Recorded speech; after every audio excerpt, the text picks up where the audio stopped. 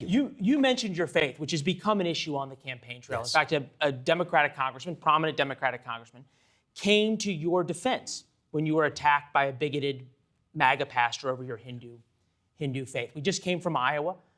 They have a history of electing and choosing in their caucuses conservative Christians, right? Pat Robertson, Mike Huckabee, Rick Santorum, the list goes on. Faith has become an issue in presidential politics, right? We've got Obama and Reverend Wright, Mitt Romney, Mormonism, John Kennedy and his Catholic faith. Is your faith fair game in this election? You know what? I'm going to be very honest. Everything is fair game to ask about in this election. We have to build trust with the public. And so the way I'm running this campaign is nothing's off limits. I'm asking you to put me in the seat of leading this country forward. My job in this election is for you to know, the voters to know who I am and what I stand for.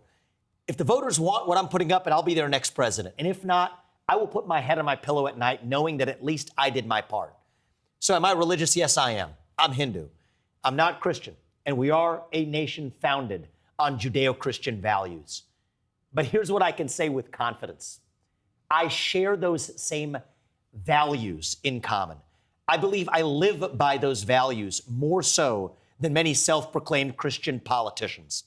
And I think that I stand for religious liberty with such ardence that in many ways I'm going to be a better protector of religious liberties than many of the Christian right politicians, or else we wouldn't see the assault on religious liberties that we see today. And the best part is, nobody is going to accuse me of being a Christian nationalist as I do it. And so a big part of my job is to make concepts like faith and family and patriotism cool again for the next generation. I'm a member of a different generation.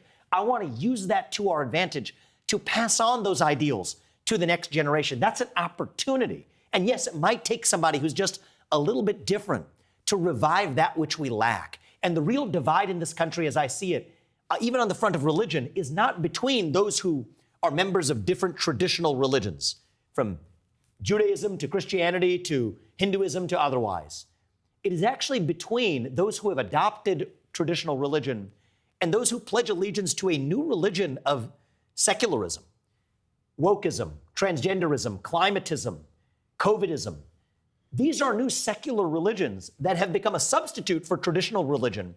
And I think the most dangerous religions of all, Leland, are those where the practitioners refuse to admit that they're actually part of a religion. That's not a religion, that's a cult. That's how you get to a modern climate movement or a modern woke movement that does not make sense on its own terms. And so, yes, I will always tell you who I am. I'll never pretend to be something that I'm not. But I think that honesty is something that voters, including voters in Iowa, will reward. And I am going to say that, yes, are there going to be some people who make some fringe comments? Do those comments from that one MAGA pastor, as was the self-described descriptor, representative of the Christian right? The answer is, in my book, no, it is not. Okay, I went to a church in Iowa this last Sunday, and I went to one the past Sunday, too.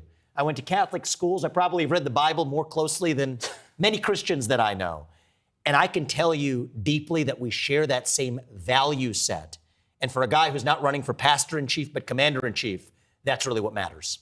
Thanks for watching. Go to newsnationnow.com to find NewsNation on your television provider.